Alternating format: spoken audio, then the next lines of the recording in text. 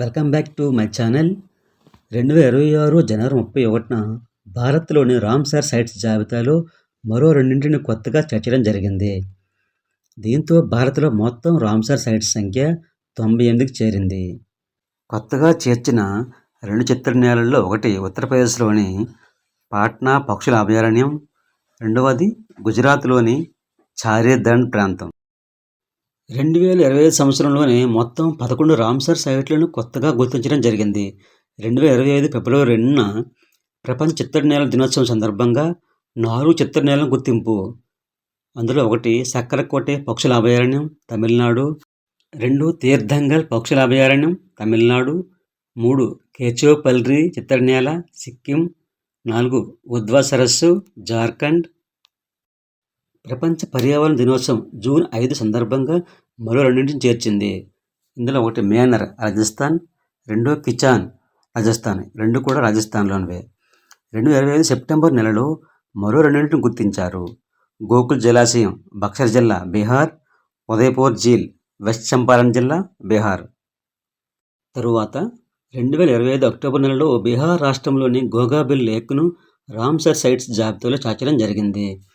దీంతో మొత్తం 94 Ramsar sites అవ్వడం జరిగింది. ఫ్రెండ్స్, మన యూట్యూబ్ ఛానల్లో 94 రామ్సార్ సైట్స్ వరకు ఫుల్ వీడియో ఉంది. ఒకసారి ఆ వీడియో చూడండి. 2025 డిసెంబర్లో మరో రెండింటిని అంతర్జాతీయ ప్రాముఖ్యత గల రామ్సార్ సైట్స్ జాబితాలో చేర్చబడ్డాయి. అవి ఒకటి సిలిసేర్ సరస్సు, రాజస్థాన్. 2 కోప్రా జలాశయం, ఛత్తీస్గఢ్. ఇలా మొత్తం 11 చిత్తడినేలలను 2025లో రామ్సార్ సైట్స్ జాబితాలో చేర్చడం జరిగింది.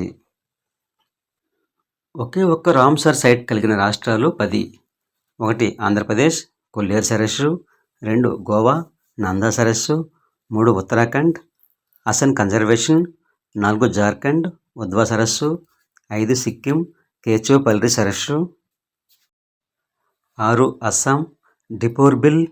7 మణిపూర్, లోక్తక్ సరస్సు. 8 మిజోరం, పాలా వెట్లాండ్. 9 త్రిపుర, రుద్రసాగర్ సరస్సు. 10 ఛత్తీస్గఢ్, కోప్రా జలాశయం. ఫ్రెండ్స్, రామ్సార్ సైట్స్ గురించి మన ఛానల్లో ఒక ఫుల్ వీడియో, ఒక షార్ట్ వీడియో ఉంది. ఆ రెండు చూసి ఇది చూస్తే మొత్తం మనకి రామ్సార్ సైట్స్ సంబంధించిన ఫుల్ ఇన్ఫర్మేషన్ అప్ టు డేట్గా ఉంటుంది. సో ఫ్రెండ్స్, ఒకసారి వెళ్ళి ఆ వీడియో చూడండి. అలాగే నచ్చితే లైక్ చేయండి. ఈ వీడియో చూస్తున్న ప్రతి ఒక్కరూ నా ఛానల్ సబ్స్క్రైబ్ చేసుకోండి. Thank you.